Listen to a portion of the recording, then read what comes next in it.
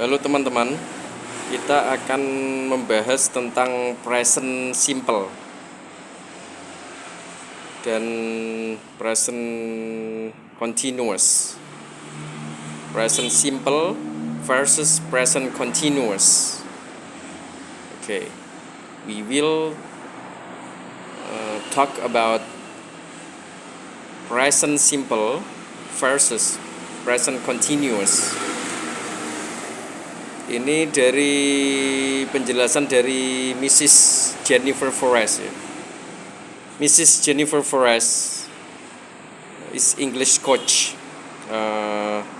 Please go on, Mrs. Jennifer Forrest.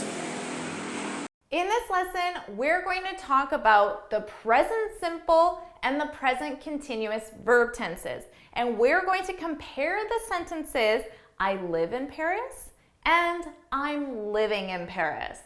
Of course, I'm Jennifer from jforrestenglish.com, and this channel is dedicated to helping you sound like a fluent, confident, natural English speaker. Now, before we go any further, make sure you subscribe and hit that bell icon so you're notified every time I post a new lesson. Now, let's dive in with this video.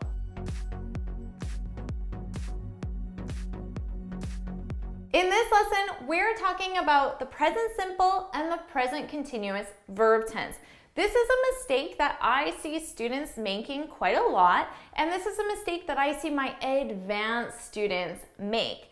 Now, you need to keep in mind that when you use a different verb tense, the meaning changes. So when I hear, I live in Paris, in the present simple, that is different from I'm living in Paris. The meaning is different, and I'm going to interpret them differently simply because of the verb tense you used. Now, our present simple, I live in Paris. Of course, to form the present simple, we just take our base verb, which is the infinitive without to. Remember, we need to conjugate this with our subject. So if it was she, it would be she lives in Paris. Okay, now we use the present simple for routines, like I'm sure you know. But we also use the present simple when we're talking about permanent situations, or you can think of them as simply facts. So when I hear someone say, I live in Paris, I see this as a permanent situation. I live in Paris. I live in Paris today, and I'm going to be living in Paris for the future as well. It's a permanent situation. Now, let's take a look at our next sentence. I'm living in Paris. So this is in the present continuous. Now, of course, we form the present continuous with the verb to be conjugated with our subject. So I'm living, she is, she's living, conjugated with our subject. And then we need our verb in ing form. She's living. I'm living. Now, we use the present continuous for situations taking place right now, right? But we also use the present continuous for temporary situations. So when I hear, I'm living in Paris, I think of this as a temporary situation. So I think you're living in Paris right now, but you don't expect to be living in Paris in the future. When in the future? Well, that isn't clear. But when I hear it, I think of it as a temporary situation. And this is a big difference if you live in Paris permanently or you live in Paris temporarily, right? Because you can imagine if you go to a job interview and then you say to the interviewer, I'm living in Paris, well, they might not think that you're going to be in the city for very long. So they might not consider you as an applicant because they want somebody who's going to be in the position for a long time.